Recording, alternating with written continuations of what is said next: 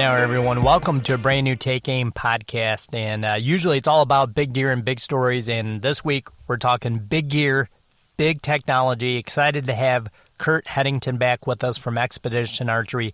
Excited to talk about the new flagship bows in the X series and some of the brand new technology that is exclusive to Xpedition. So, there's some key features that I want you guys to really tune into about the riser, brand new cam design, and a cable guard system. And all that stuff is unique to Xpedition, which is amazing. But one-of-a-kind type of alloy in this riser. So you guys just pay attention to the show. Listen to Curt. The guy knows it all on his bows inside and out. And just excited for these new bows to be out this year. And they're going to make for some unbelievable hunting rigs. So as always, deer season never ends. And we'll see you guys again next week.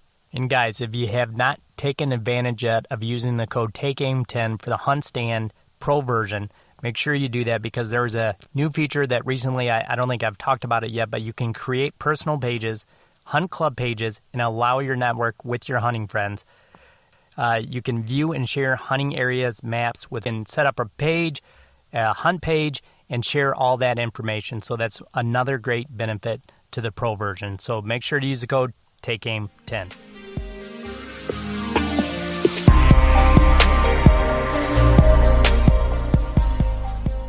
All right, boys and girls, we are back, brand new Take Aim podcast. And as always, big deer, big stories. That's usually what we do. But today, every year, I should say today, but every year in January, we really devote January to a lot of gear and the new stuff that comes out. And in lieu of ATA not being around, that's what we're doing today is getting some of these products out and some that I believe in wholeheartedly. So I was super excited to talk about this today and excited to have Curt Headington back on from Xpedition Archery. Curt, what's happening? How you doing, Brandon? Thanks for having us. Man, I'm super excited to talk to you and doing well. And I'm sure you're busy as all get out right now, aren't you?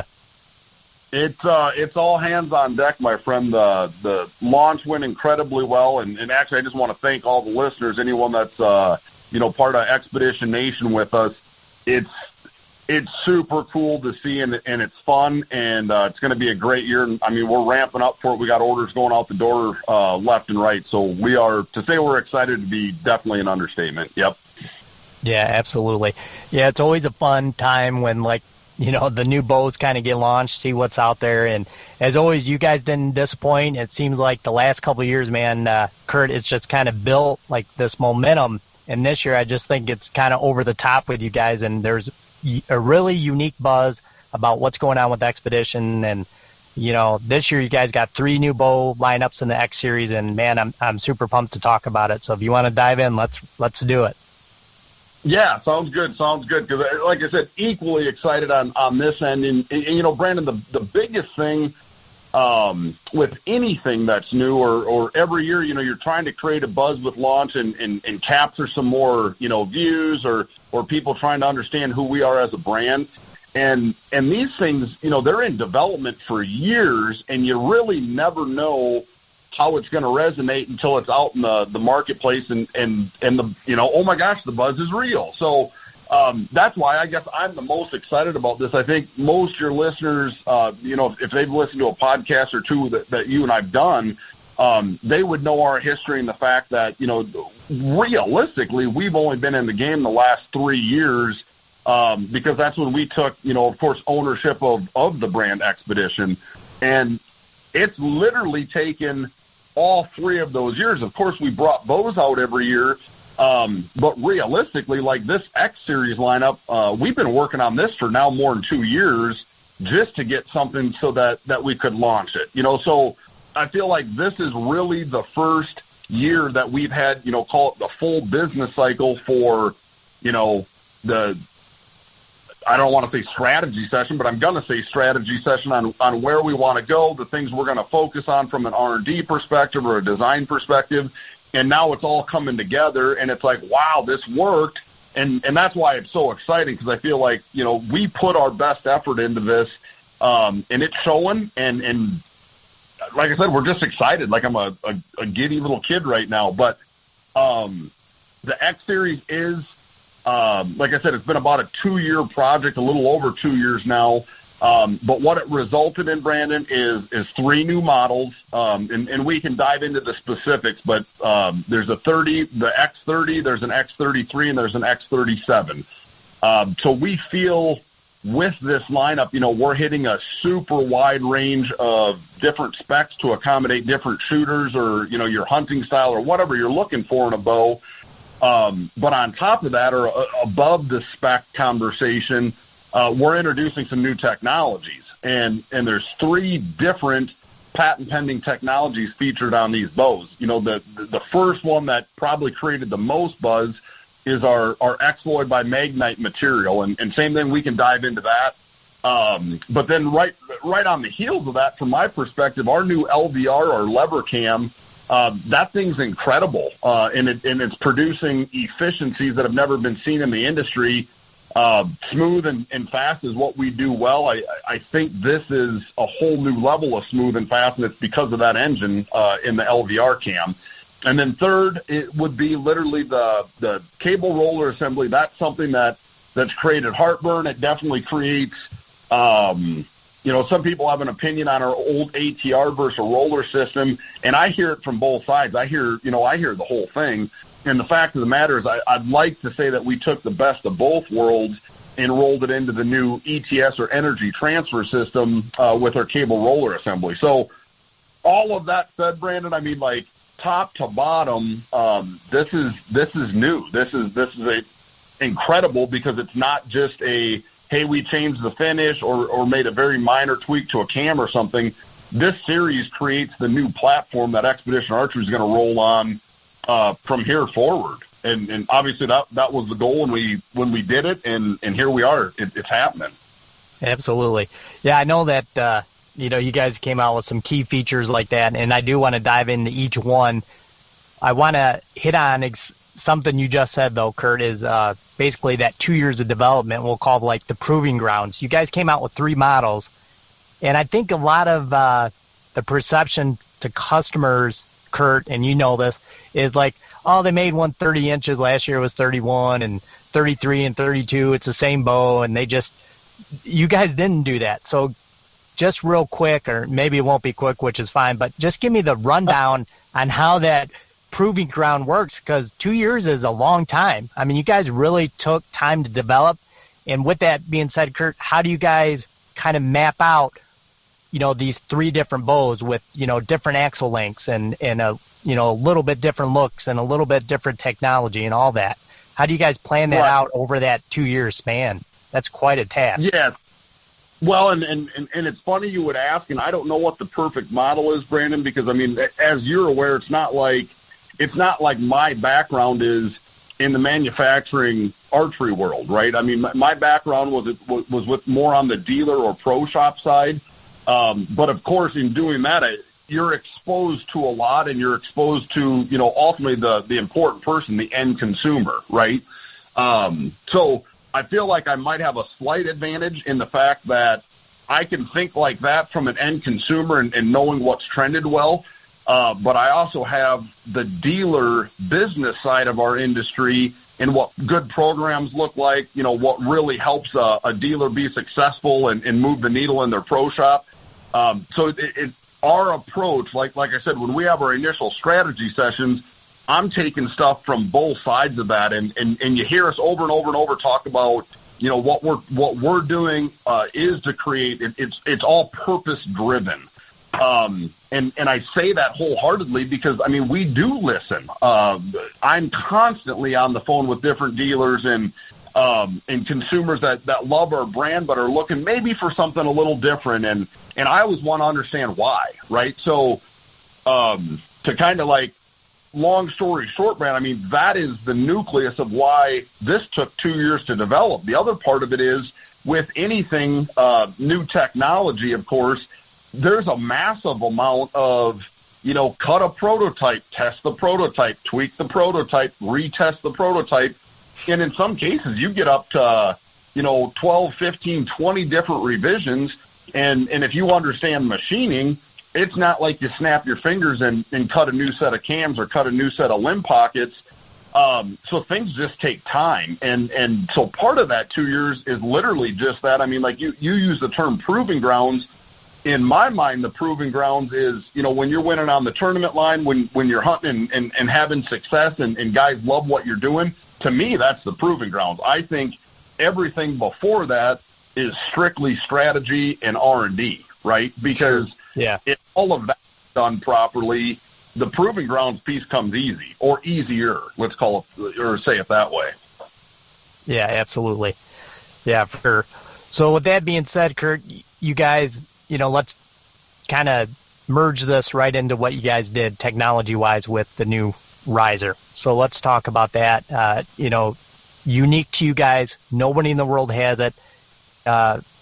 It's stronger than carbon and lighter than aluminum. So give everybody kind of that process and what that really means. And on a side note, Curt, like, what's the feel like? I know that sounds funny, but does it feel like aluminum? Does it feel like carbon? What are we putting in our hands when we grab that bow? Yeah, no, those are all good questions. The X-Loy material that we're working with, like I said, we market X-Loy by Magnite, and the reason we do that is this material, although it's fairly new, Brandon. I mean, just in the last couple of years, this technology really came full circle. But of course, we're working with a partner that has the patent and proprietary information locked down. Period. You know what I mean? It is their. Yes. It is their material.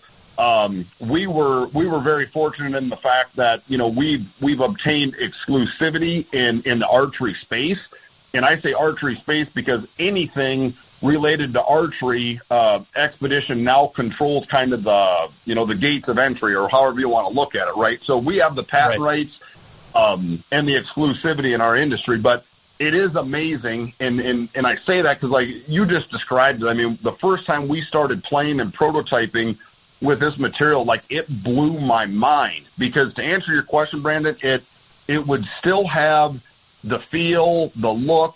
I mean, keeping in mind it's obviously alloy-based, but it's alloy-based with new technology that's taking carbon and not wrapping it, it's not sheets of carbon. It's literally carbon particles that are getting infused and then treated with heat to get these alloys to bond together. And it's incredible technology in the fact that we are still forging and then CNC machining these risers. Okay, so the end product from a fit finish, the machine lines, that to me is the biggest difference outside of weight is, for years to have let's call it a super light bow, it was always built out of carbon. And love it or like it or hate it, you were stuck with the look of what carbon bows look like. And like I said, that's not a rip on how carbon bows look, but they definitely don't look like a machined bow, right? No, right. Like I said, if you were here, Brandon, and I handed you one of these risers, you'd be like, what is this? Because it's almost hard to wrap your mind around how light it is relative to how strong it is. It is literally 30 to 35% lighter than aluminum, but yet it's 20% stronger if you're comparing apples to apples. So it's, like I said, I don't know how else to describe it other than amazing, and the fact that we can still take it through what we believe is the best process. That forging process creates the densest, most consistent alloy base you can have. I mean, we're basically pounding a forge into place with pressure, think of a jackhammer, pounding to create a shape, and then we take that shape and CNC it into a finished riser. So, the X-Loy concept, that's the new way forward. I mean, you got the attributes of very lightweight. It's incredibly strong. The risers aren't moving. They're very rigid. And part of that's due to design, of course. But the material just inherently, anything that's in aluminum today, hypothetically, where weight matters or even strength to weight, like that metrics, anything like that matters, I would argue this is probably the way forward. And I think it's being shown over and over in other industries. It's just that we're the first ones to bring it into archery. But, I mean, there's a very large optics manufacturer moving a lot of their componentry that was aluminum into this model. There's some defense contractors, namely, I mean, they make firearms, but components of the guns are moving to this material. So I don't see it going away. I just think it's going to be, maybe this is the start of something new where what used to be aluminum, is going to change into this X-Loy by Magnite material. Gotcha, exactly. What's cool about what you just said too, Curt, is you basically alluded to you guys now get to keep that all in-house, and you guys are still doing what you were doing as Xpedition, what made you guys great, and building better bows, is you guys still now get that in-house, machine it, and you guys are taking every step from beginning to end, which I think is really important. And I thank you for saying that, because, I mean, this was a major thing for us to wrap our brain around going through a full changeover. And I think a lot of people don't understand, truly how long it takes to take a bow from, call it raw materials into the finished product. But there are some incredible lead times from the material, going into a forge, the forge getting trimmed, the forge then moving to machining, then going through a treatment, a heat treatment and an anodized process, and then it goes to color, and then it comes here and gets hand assembled, right? So that to have a full changeover, it's just not the concept of moving away from aluminum into a new material. You are starting from scratch. You are reinventing a process that's been in place, golly, forever. Our industry for eternity has been based in aluminum. Right. So we like the fact that we're the guys that, kind of stepped out of bounds or, are trying something new, but the results were so compelling, Brandon, that, like I said, we'd like to think this is probably the new movement, or however you want to look at it, because the properties of this material are just incredible. Yeah, that's awesome. That's super unique. So I got another question with the riser. Based on what I know of carbon versus aluminum, Curt, does it have, let's say, you notice it more in the cold temperatures. Carbon doesn't really get cold like aluminum. Does this kind of have that feel to it, to where it doesn't change dramatically in those colder temperatures? No, I mean, if we're going to have one attribute that I would say is definitely different than carbon, I mean, keeping in mind that this is still an alloy-based, you're holding a metal riser, right? I mean, right, for all practice, if you've seen one of these bare, you'd say, well, I'm looking at aluminum, and it's like, well, no, pick it. You know what I mean? So sure. I'm not going to blow smoke on this call. I mean, no doubt the thing is still going to pick up heat and or cold just like any other, alloy does, because they conduct it, right? Right. So I don't know that we can make much comparison there, but what I will tell you is I've always thought that was an interesting concept from a marketing perspective more than anything. And the reason I say that is, at least with Xpedition, if I told you upwards of 90% of our consumers wrap their grip to some degree, they alter it to them, right? And whether that's tennis racket tape, white tape, grip. Right. There's guys putting grip tape on the back. Yeah. Right. You got it. Yeah. I mean, take your pick.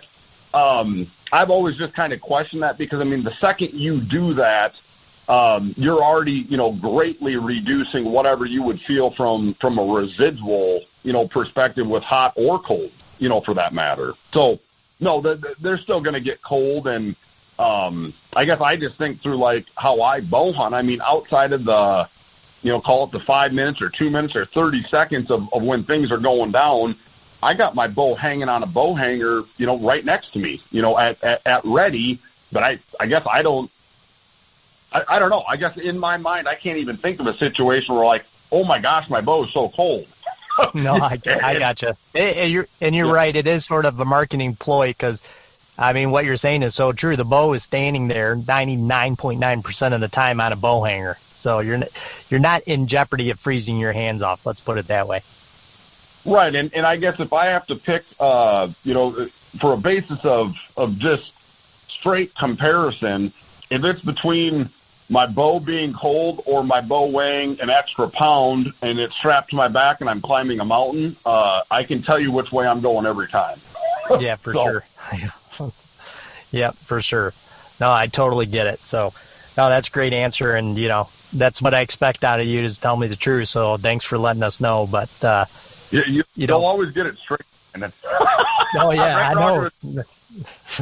Absolutely. So one thing I am really excited about, because it's just so kind of unique when new cams come out, because it doesn't happen often where there's kind of new space where like you guys improved on efficiency, because as you know, and I know, Curt, that's hard to do in a cam. You guys already had a really good cam that had a great back wall, was super smooth. It was so smooth that out of my MX-16, I was always blown away that I got that kind of speed. So give us a little rundown on some of the improvements you made on that new cam, because it does look, slightly different shape than the cam on the MX-16 that I've been shooting with, but, similar but a little bit different. But I know you mentioned that it is actually smoother, and you're still generating some of that just awesome speed. Yeah, so on that note, Brandon, like I said, I mean, and we are super, super blessed to work with Kevin Strother as our lead designer, because if there's one thing, I think anybody that's in the industry, if Kevin Strother comes up in conversation, I mean, I think everyone immediately thinks performance, and obviously his resume is stacked in the fact he's had some incredible success through his career, helping companies, literally blow up and turn into some of the major players in the industry. A lot of that's on what he did, the feel he introduced, and, maybe a new standard he pushed. I think when I actually step back and think about it, Brandon, I mean, realistically, in our space, there are hybrid systems, so some of our competitors had a system similar to ours. And then there's binary systems, and it's one or the other. Very seldom is there anything in between, and the only thing of late that would have been in between, of course, was a single cam or a solo cam, right? Right. But really, I'm not saying solo cam days are gone, but I mean, realistically, you go to ATA or you look at any of the new bows for the year, I mean, I feel like I'd be very safe to say that a 2-cam system, whether it be some sort of a hybrid model and or binary, that takes the cake. Everyone has a cam, right? That runs in one of those lanes. Now, Xpedition, of course, has historically always ran in the hybrid side with a 3-track system, and although it's been there for years and years and years, it's not like it's new technology from a concept perspective.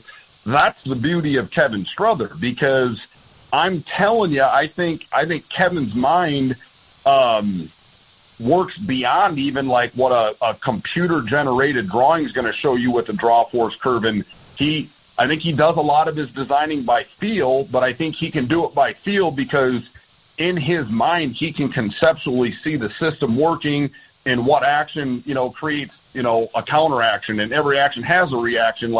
He's just been at it so long, I feel like there's no one better to understand that, right? And with this new LVR cam, I mean, last year's HDS system, we had incredibly smooth, awesome performance, basically in a league of its own from an efficiency standpoint, and heck, that was proven out in multiple independent reviews where, they're truly measuring efficiency and momentum and kinetic energy and speed.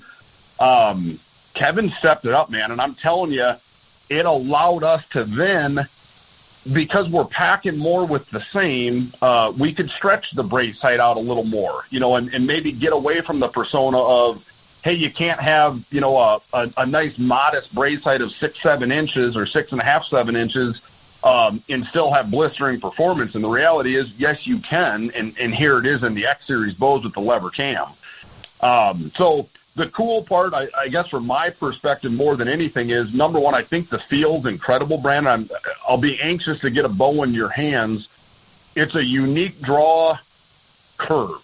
And what I mean by that is the bow almost instantly loads up, but then it stays very smooth or flat, however you want to look at it. Or if I were to be describing the draw force curve, it stores all that energy almost through the entire draw cycle, and it doesn't have a radical drop into a valley. It's a very smooth transition, and then you engage the limb stops, and it's like rock solid. Okay. But because of that, that happens in reverse when the bow goes off. And the key to having performance is keeping that bow, let's call it at the top of that draw force curve as long as possible, because you're just transferring more energy through that shot cycle, start to finish. So as simple as I just kind of made that, it isn't simple in the fact that was all proven out through lever arm ratios. And not to go like total nerd on you, bow nerd, but like that's a series of measurements, calculating draw weight and draw length into specific points of the rotation of the cam. And what Kevin did with this LVR system, or this LVR cam, is basically redefine the norm. I mean, I think for years and years and years, manufacturers aim to have like 85% efficiency, and like last year with our HDS, that bumped well into the high 80s, and now this year with the LVR, the needles moved even further. These bows are, 90, low 90s for efficiency, and wow, that's incredible. We're getting more out of it. Yeah, I mean, I don't know how else to say it. Yeah, that's amazing. So one thing that you just talked about, and I want to ask, and maybe it's more of a Kevin kind of question and answer, but I know I assume a lot of it is progressiveness on his side of just what he's done over the years, but the limb stop versus the cam stop. Now, or cable. what is the what is the technology behind that of getting it off the cam onto the limbs? Well, I think to put it generically, Brandon, if you think about it, so our hybrid system, right, it visibly looks like a two-cam bow because it is, right? I mean, we got a top cam, bottom cam, and they look the same. The reality is how the cables work from top to bottom in our system. Not that it's super special or unique, but the fact of the matter is, I mean, everything's loading on the cable side, and that's why, like, when we start designing the bow, our bow features split deflection limbs. So we have a heavier deflection on the cable side than the other side, knowing full and well there's more load on that side of the bow, and all we're doing is trying to counteract it. And then I layer in like the ETS system, the new cable roller assembly we came up with. What we did there was preload those cables. So now even when the bow is sitting static, there's already load against the cables. So we've already, in essence, preloaded some of the load that cables would normally go on, through the camming action. And in doing that, we picked up some efficiency and performance. So that gets me to the point of now limb stops versus cable stops, right? So right. If you think that to have a true cable stop, somehow or some way you have to have a fixed position peg that's adjustable, yes, but it has to rotate back into itself, let's call it, to create that wall, right? Right. And normally when the bow comes to full draw, there's a lot of load on those cables. I mean, an incredible amount of load moves onto the cables. Yeah. And usually it's taut enough that you get a pretty good back wall. Although you could argue on almost any cable stop system, you can pull through it like there's a little sponge, right? Right. With the limb stop, mitigate almost all of that from a feel perspective, and it creates an incredibly hard back wall. But with ours are fully adjustable. So although we give you a recommended setting, a guy that wants a little more effective let off, he can adjust it and get it to dump into a valley and maybe have 85% effective let off. And a guy that wants his bow hot and he's really performance driven, he might run his short, and instead of getting 80% where we designed the bow, he may be pushing it to 75% effective let off. So he's actually just transferring more energy. But I guess where I'm going with this is there is no one thing that's perfect, and that's why we love our system, because it's incredibly adjustable and tunable. And especially once you're used to it and understand that, literally, moving one of our limb stops a 32nd of an inch can substantially change the feel of the bow. And of course that goes both ways, Brandon. I mean, if they're not tuned right, you know, you're going to be like, wow, this is jumpy, or wow, this thing really dumps into a valley. It's what you like versus what I like, and it doesn't make you wrong and me right, or vice versa. That's why we have the system we have, because it's incredibly adjustable or tunable is typically the term I'd use to describe it. No, for sure. That's why even though I had a hard time spitting that out, I knew what I wanted to say, but it makes it very versatile, and that's why I wanted to ask that. And me personally, I like that style better with the limb stop, because like you said, there's no sponge, and you know what you're getting, and I like that. But what I do like too is what you just mentioned, and that's a lot of technology there built into that, is all that adjustability. You're not getting that in a lot of other competitors, so I just wanted to make sure we talked about it, because that kind of versatility, there's some guys out there like myself, you know, I like to tinker at first, and then when I find that sweet spot, you know, I'm like, all right, I'm keeping this right now. But it's nice to have that, is what I wanted to get at, is just being able to be like, once you know it, you can tinker a little bit, get it to, you know, perfectly shoot the way you want to, and then, you know, you're rock solid from there. So, you know, that's pretty awesome that you guys have that kind of technology. I've always kind of said this, Brandon, like in my mind, the concept of any system on a bow, that has direct ties to engineering and design. You know what I mean? Like there is science behind the physics of why a bow does what it does and what have you. And I mean, that's top to bottom on every facet of a bow. And that of and in itself is amazing. You know, it's cool to truly understand how the machine works. But then you turn the page, okay, well, now you have this system, and even though on paper that system should be perfect, is it tunable? Can you manipulate it to be perfect? And again, perfect relative to you, to me, to every individual customer. And that was really our goal, because I think the tuning of a bow is more of an art than a science. I think all the science is inherent to the design and structural properties and the drive system of the bow. I think then taking that and making it perfect for whoever's hands it's in, that's an art. And that's where, you know, pro shops thrive. The techs that have been around 20 years of different bows and tuning and truly understand, like, you know, the dynamics of spine when it comes to tuning a bow. And there's just a lot that goes into it. And that's why I'm saying it to me, not to sound like a nerd or whatever, but it's like when science and art clash perfectly is when you have a bow that feels perfect to you. And I think it's cool. And I think our system allows that to happen better and in bigger buckets than virtually any other system. Yeah, so, for sure. Yeah, I agree. Yeah, and what you said about the pro shops, I mean, that's exactly, it's so true. You know, not all of us can have, you know, bow presses in our basement or garage or whatnot, but some of us do have a very nice local shop where we have a sense of relationship and somebody we trust. And like you said, it's kind of neat to go there and work with that guy or woman and kind of build out your bow for the day and watch them do what they're so good at. And that's, you know, mastering that art of how to tune a bow. So that's all, you know, really cool part of the process, you know, as well. And I hope that you know, and I think it's happening already. I mean, I think there's a paradigm switch in the industry where, to your point, Brandon, there are a lot of people trying to do it yourself, and they got a bow press.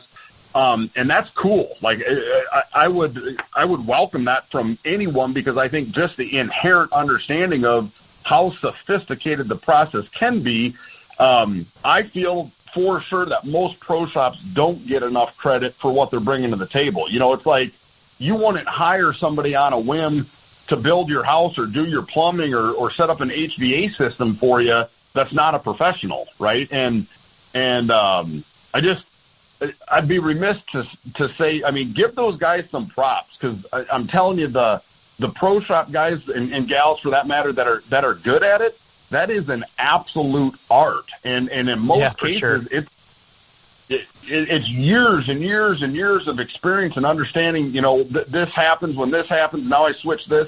Like, you don't get that in your basement. I mean, outside of literally you having you don't get it. And that's what I'm saying. Give props to those shops that are doing it right, because that is a labor of love, and to do it right, sometimes it does take time. And and understand that's how those guys are making a living. Pay them for being an expert. I mean, it's no different than what you do with a plumber or with a carpenter or, any professional. That's an incredible skill set, and I think it gets pushed. People think that it isn't an art, and I'm telling you, it is an art. So anyway, I'll get off my soapbox. No, hey man, I totally agree with that. Yeah, I totally agree with that for sure, and I think there's nothing wrong with even if you do tinker yourself, man, it's an extra set of eyes. It's a double check. But to me, in the same point, that kind of became the trend with a lot of people doing it themselves, which is great. And I do that too. But I do a lot at the pro shop, and I'm not going to lie, and I'm not embarrassed about it. But it's somebody I trust. I know them. I've been going to them in a relationship with them for 15 to 20 years. So what you just said, Curt, they see so many more bows than I've ever seen in a lifetime. So that's the difference, is not just me tinkering, is their level of education in this. And it does make them master of that art form. And, I just think it's unique when I have a question or, I just feel like something's not right. It's a double check, and it's so valuable. It's worth every dime I spend there 10 times over. Well, and you're spot on, Brandon, because I think of it like this, right? So if you weren't feeling well, and you can jump on the internet and you can go look at every symptom and whatever, and you can come back and think, oh my gosh, I got, cancer, I got a tumor, I got whatever. You're going to think the end of the world's happening. And the reality is then you go to your doctor and he's like, hey, eat 2 Advil and go to bed. You need some rest and you're slightly dehydrated. But before you went there, you thought it was the end of the world. And maybe this is a bad announcement. If your bow is sick, you want to jump on the internet and think you're going to be, a doctor and self-diagnose the thing. Maybe you can, maybe you can't. But the reality is I'm going to trust my doctor's judgment over my own 99.9% of the time, period. Yeah, for sure. Yep. No, that's a great way to put it, for sure. So, well, before we go, Curt, I want to talk, a couple more things. I do want to talk about the cable guard real quick. So let's talk about the technology built in that. I know you talked about it a little bit, but I want to talk, is it something that is tunable? Is there that kind of stuff in there for the user? And then let's go over the 3 bow models for this year. You bet. So I'll just briefly touch on the new ETS system. Brandon, ETS simply stands for Energy Transfer System. And this is an area that we spent, put a lot of focus or effort into very early on in the process. And the reason being is what I would call the OG Xpeditions featured a cable assembly that was called the ATR. And for if you're not familiar with it, it was literally a fixed bracket that had, slots cut in it, and the cables just ran it. There was no rollers. Very simplistic, but very effective and simple, right? And some people loved it. Some people hated it. So one of the first things we did, 3 years ago, is we started introducing your more common cable slide concept, and it has rollers, and gosh, it flexes, it moves. The reality is I got just as much negative feedback on that as I got on ATR. So I was like, we got to come up with something that blends those two together. So when I went to Kevin and said, Kevin, I want you to focus on this, I think he thought I'd lost my mind, because that system inherent to how a bow works really isn't like a game changer. You're not going to pick up 20 feet per second because of your cable roller assembly. It's just not. I mean, a bow needs something to move those cables out of the way, so your vanes aren't hitting it and whatnot.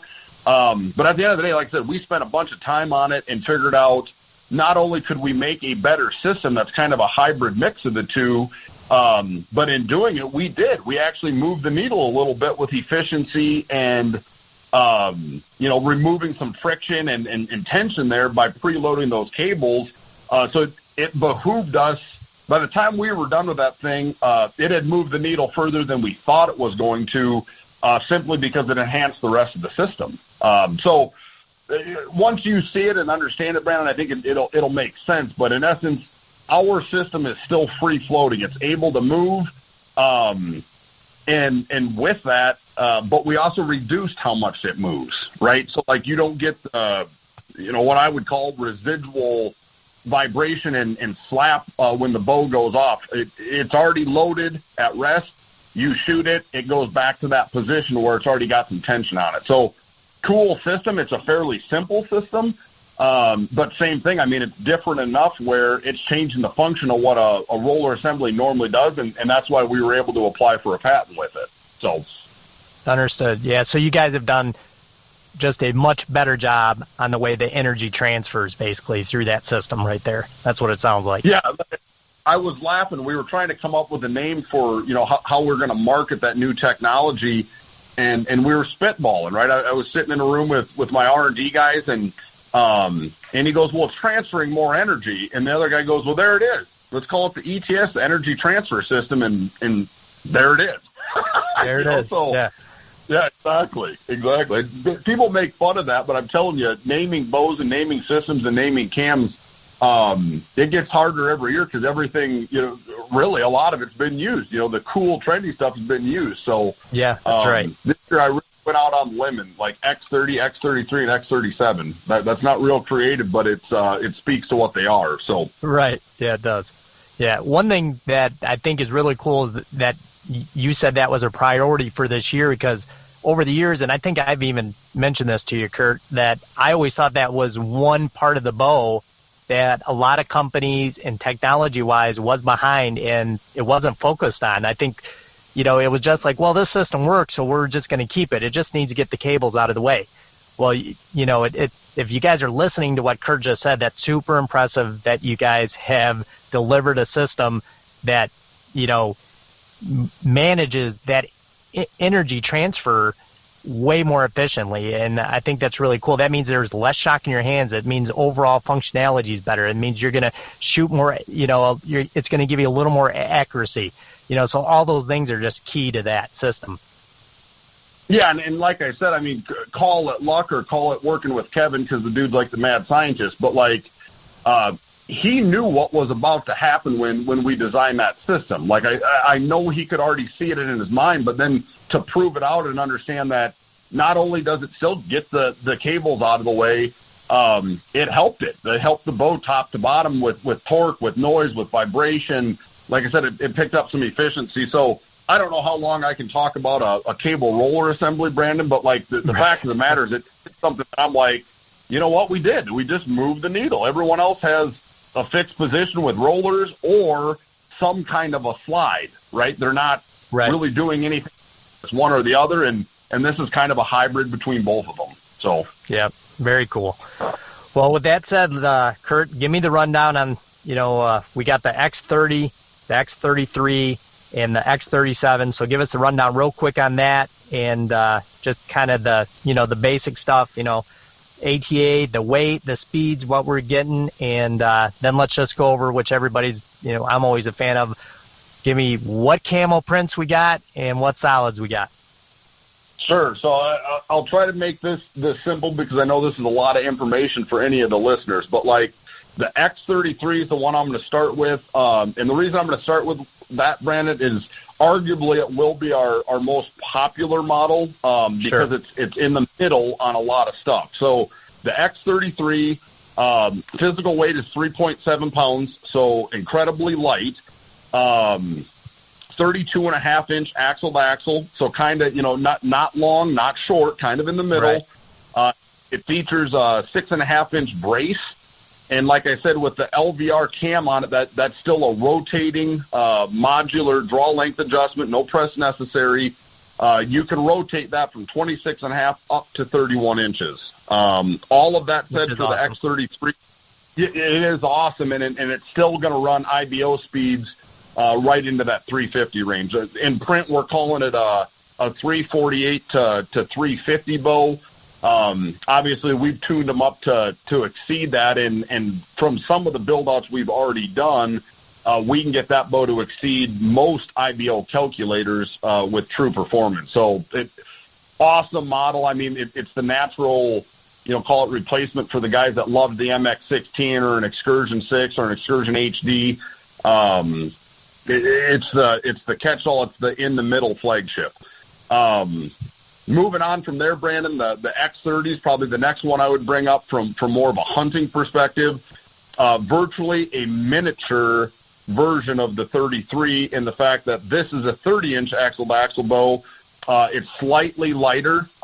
In print, you'd see it at like 3.6. It's 3.65, 3.64. It's very light, and it's very little and compact, but it still features the lever cam. So from a performance perspective, you're looking at, low 350s. If I told you 350 to 352, 353, I think you'd easily achieve that. Same thing, that cam's going to defy a lot of IBL calculators, which is super cool. But 30 inches axle to axle, 6.25 inch brace, so still kind of the in the middle brace, and full rotating mod. You're going to go 25.5 to 30 on that model. Okay. And then the big brother of the group is the X37.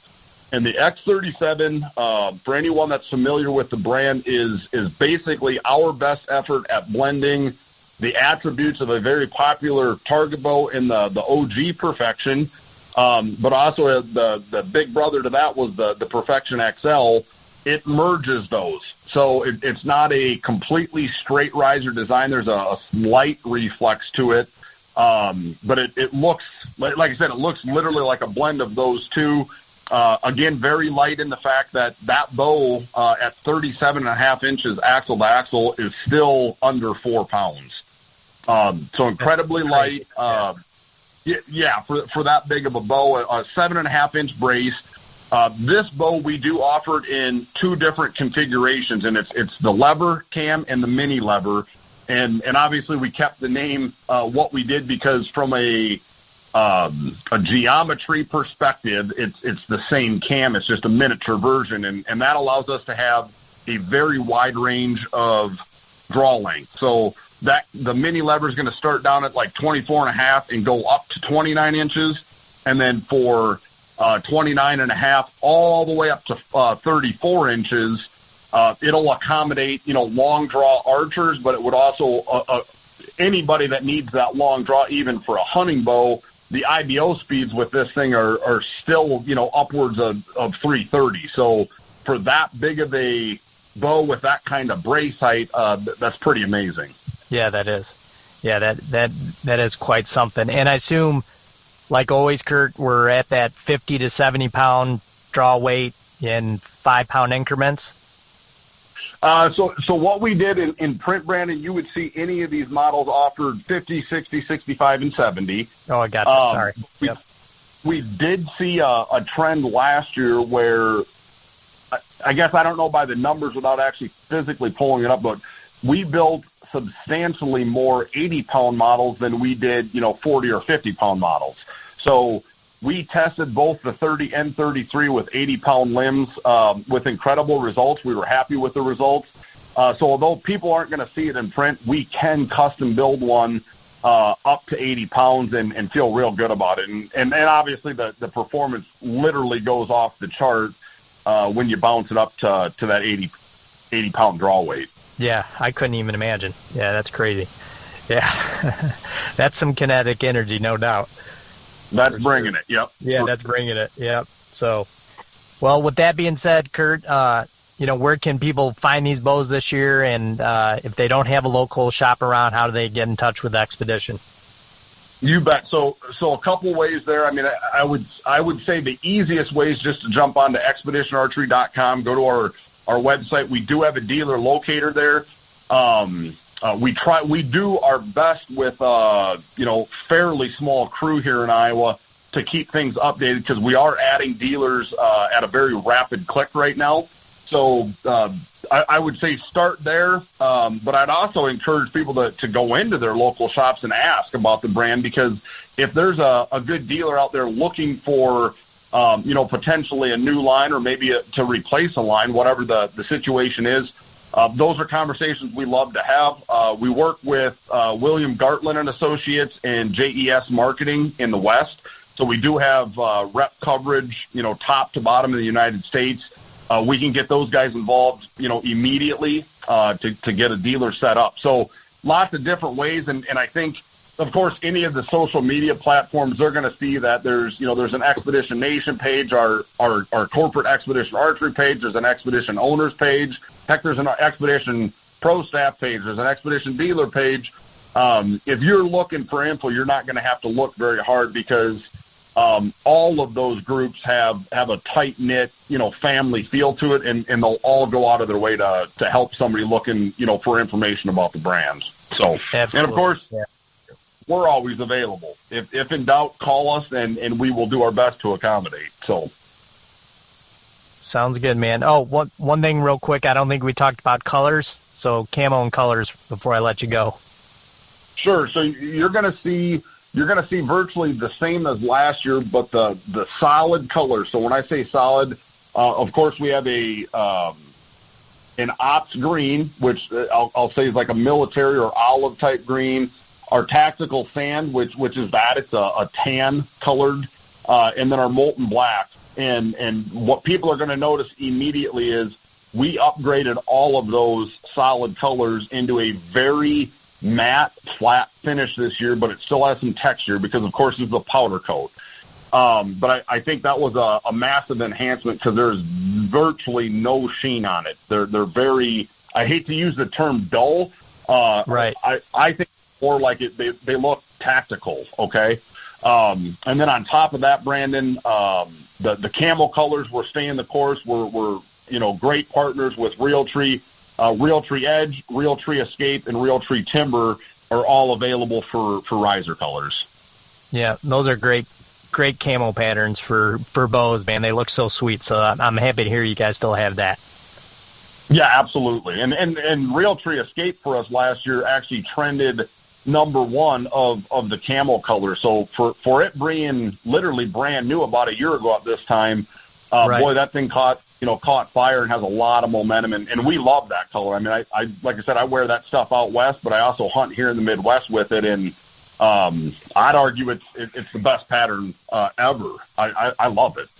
Yeah, it's really nice, and I would argue right now it's probably my favorite pattern out, and I need to get some clothes in that pattern. It's just super cool looking, but the natural tones in it and the depth just kind of sell it to me, and that it's just very realistic. I like it a lot.